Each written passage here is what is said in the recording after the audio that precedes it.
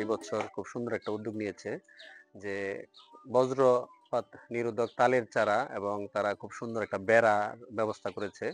তো আমরাও এই কঠিয়াদি পৌরসভার একদম শেষ সীমানায় এখানে এই রাস্তার দুই ধারে কিছু তালের চারা রোপণ করেছি। গত বছরও আমরা তালের আটি রোপণ করেছিলাম, এবং আমরা বেশ কয়েক বছর যাবৎ, এবং বিশেষ করে গত বছর যারা জুলাই অভ্যুত্থানে শহীদ হয়েছে তাদের আত্মার মাগফিরাতের জন্য বিভিন্ন অধিদপ্তর এবং শিক্ষা প্রতিষ্ঠানে প্রকৃতির ভারসাম্য রক্ষায় যাতে আমাদের দেশটা সবুজ শ্যামল থাকে, এর জন্য আমরা অনেকগুলা বৃক্ষরোপণ, গত বছর প্রায় 35টা বৃক্ষরোপণ কর্মসূচি ছিল। এই বছর আমরা 11টি বৃক্ষরোপণ কর্মসূচি পরিচালনা করেছি। যেহেতু এখনো বর্ষাকাল, আমাদের এই কার্যক্রম চলমান আছে। সকলের প্রতি আমার আহ্বান থাকবে আমাদের পক্ষ থেকে যে আপনারা এই যে গাছগুলার যত্ন নিবেন, যেখানে কারণ গাছেরও প্রাণ আছে।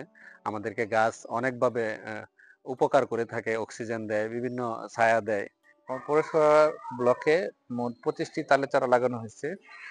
বিশেষ করে এটা বোয়ালিয়া এবং আমাদের বুকপাড়া গ্রামের রাস্তার আইলে মেইন রোডের পাশে খেতের জমির পাশে তাল গাছগুলো লাগানো হয়েছে।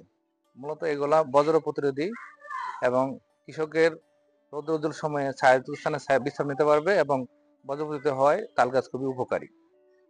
আর আমরা আরো উদ্যোগ আছে, আমরা প্রত্যেকটি রাস্তার ধারেই যাতে তালের চারা রোপণ করা হয় এ বিষয়ে আমরা কৃষি সম্প্রসারণ অধিদপ্তর, উপজেলা কৃষি অফিস থেকে সহযোগিতা করতেছি। কৃষি সম্প্রসারণ অধিদপ্তর কটিয়াদি এর উদ্যোগে এবছর বিভিন্ন সংগঠনের মাধ্যমে রাস্তার পাশে 100টি তালের চারা দেওয়া হয়েছে।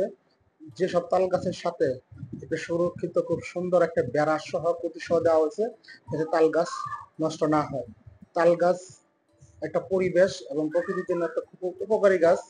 এটা একটা বজ্র নিরোধক গাছ। তাছাড়া এই গাছ থেকে তালও অনেক উপকারী। তাল ফল এবং রসের জন্য উপকারী। এছাড়া আমরা তাল গাছের পাশাপাশি বিভিন্ন শিক্ষা প্রতিষ্ঠানে 80টি নারিকেলের চারা বিতরণ করেছি।